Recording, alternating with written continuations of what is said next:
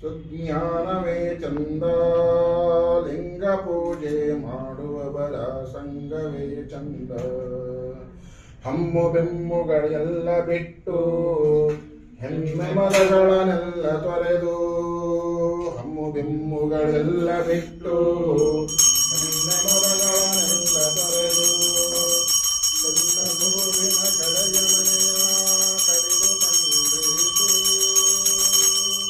ನಿರ್ಮೋಹ ನಿಜವೇ ರಕ್ತನಾಗಿ ನಿಜದ ಗುರುವಿನ ಭಕ್ತನಾಗಿ, ನಿರ್ಮೋಹ ನಿಜವೇ ರಕ್ತನಾಗಿ ನಿಜದ ಗುರುವಿನ ಭಕ್ತನಾಗಿ, ಬ್ರಹ್ಮ ಸಾಧನೆ ಮಾಡುವ ಸಮ್ಮಾನವೇ ಚಂದ, ಸುಜ್ಞಾನವೇ ಚಂದ, ಲಿಂಗ ಪೂಜೆ ಮಾಡುವವರ ಸಂಘವೇ ಚಂದ.